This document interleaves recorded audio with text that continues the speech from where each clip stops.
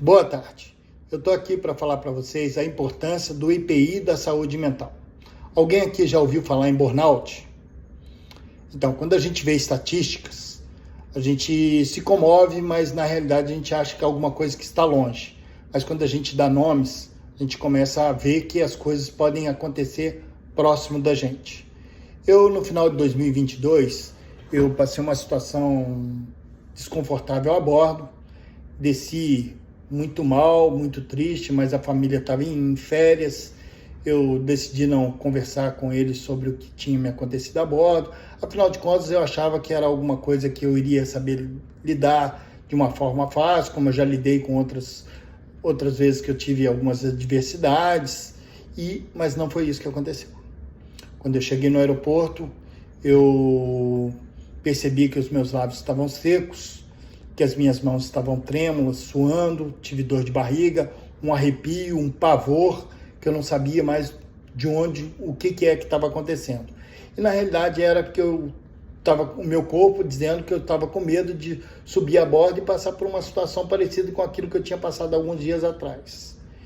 E aí foi um embarque muito ruim, eu pouco me comunicava, eu quis me isolar, eu na realidade não tinha ânimo para fazer nada, qualquer tarefa que eu ia desempenhar me demandava um desgaste muito grande e eu comecei a me sentir incapaz, me sentir um cara burro, um cara que era ruim, um profissional mau, e isso tudo foi só se agravando, e aí eu comecei a ter pensamentos que normalmente eu não teria, eu não tinha, e aí quando eu desembarquei, eu chamei a família, pedi o suporte da família. De prontidão, a minha esposa já marcou uma consulta com um psicólogo, o psicólogo já me encaminhou para um psiquiatra, e aí virou uma bola de neve. Que aí o psiquiatra me passou remédio para ficar acordado, me passa remédio para dormir, me passa remédio para ter ânimo, me passa remédio para tirar a ansiedade, e tudo aquilo, mas tudo aquilo não tinha sentido. Eu continuava cada dia mais me afogando, me afundando nos meus pensamentos, a minha mente começava a me enganar e cada vez que eu pensava nas coisas eu sentia mais desânimo ainda. Embarque pós embarque, eu não me sentia bem. Então eu, amigo de vocês, subo com vocês junto, trabalho junto, almoço junto, tomo café junto e muitas das vezes vocês não conseguiriam perceber que eu estava mal, que eu estava sangrando, porque a doença, esse transtorno, é um transtorno que ele tem como característica a vergonha. E a única coisa que a vergonha quer, ela não quer ser exposta. Então a gente, principalmente as pessoas da minha geração, elas tentam esconder isso, porque mostrar esse tipo de fraqueza, esse tipo de vulnerabilidade, é simplesmente você mostrar que você não está apto, que você está fora do padrão. E, na realidade, isso é uma grande bobagem, uma grande mentira. Uma coisa que a nossa mente prega. E aí eu comecei a ler um pouco sobre o transtorno de burnout, como é que eu poderia melhorar. E aí, com o apoio da minha família, com o apoio médico e com o apoio de vocês, eu comecei aquilo que a gente chama de superação. Eu não tenho como citar todo mundo aqui, mas eu não poderia deixar de citar o Lucas. O Lucas é um cara que eu encontrava com ele pelo corredor, ele me dava sempre um abraço, uma palavra de ânimo, dizia como ele me via como referência. O Renato me arrancava risadas, o Arthur me incentivava a escrever. Eu tinha o Bruno Safety, que várias vezes vinha trocar ideia comigo.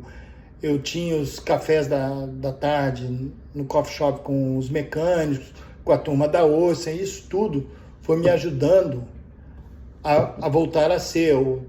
Eu escrevi sobre cultura organizacional, passei para o nosso gerente, para o Thales, ele deu atenção, algumas coisas ele começou a implementar aqui, outras coisas ainda estão em projetos, mas eu seria injusto se eu não citasse o Paulo aqui. O Paulo foi um líder fundamental para o meu desenvolvimento. Quando eu fui remanejado para a equipe do Paulo, eu chamei ele. O Paulo já me conhece há mais de 12 anos. Falei, Paulo, eu não vou conseguir entregar o que eu sempre entreguei. Eu não estou bem emocionalmente, eu não estou bem psicologicamente e eu preciso que você me ajude e me dê um tempo. Ele entendeu de pronto o meu momento, diminuiu a minha demanda, a equipe me abraçou, me ajudou a superar isso. Eu sei que durante esse período, com o meu desânimo, houve falta de atenção, alguns erros começaram a aparecer, e não que eu quisesse errar, mas é que eu não estava numa condição emocional normal minha. E aí isso só vinha a confirmar a minha incompetência e tudo aquilo que eu estava sentindo que não era uma verdade, mas que estava aparecendo para mim que era uma verdade. E aí, com a ajuda de vocês, de cada um de vocês aqui, me ajudou a superar isso. Então, o recado que eu tenho a dizer para vocês aqui é que cada um de vocês tem a responsabilidade de olhar para o teu próximo. Talvez ele esteja sangrando, mas você não está vendo. E a única coisa que você pode fazer é estar do lado dele, dar um apoio, dar um suporte, e isso vai fazer com que ele se sinta um pouco melhor. Foram 9 meses de sofrimento, o tempo de uma gestação. Durante esses 9 meses, eu morri algumas vezes, mas ninguém viu porque não tinha sangue, só tinha lágrimas. Mas todas as vezes eu renascia, e eu renascia um pouco mais forte. E aí, quando eu descobri o meu sentimento, eu comecei a trabalhar nele, e aí você põe na balança. E aí, quando você consegue zerar a balança, olha, tudo isso que eu sofri, o que eu ganhei? Algumas coisas eu adiei na minha vida. Eu adiei minha formatura por 6 meses, mas 6 meses depois eu já estava formado. Eu perdi o time de uma promoção aqui. Eu sigo buscando. Se for aqui, ótimo. Se não for, também vai ser em algum outro lugar. Mas o que realmente eu perdi foi os momentos com a minha família. A minha formatura eu perdi, os momentos que eu podia estar com a minha neta, os encontros escolares dela eu não fui, as festas que a minha família participou eu não participei, os jantares que eu deixei de fazer, as vezes que eu deixei de sentar na mesa e conversar com cada um deles, de escutar as dores deles. Então, isso tudo fez com que minha casa adoecesse. E, com a ajuda de vocês, ter me trago de volta, trouxe saúde para minha família. E a importância, então, é de cada um aqui, ninguém soltar a mão de ninguém. Eu só tenho a agradecer a cada um de vocês. Tenham uma boa tarde.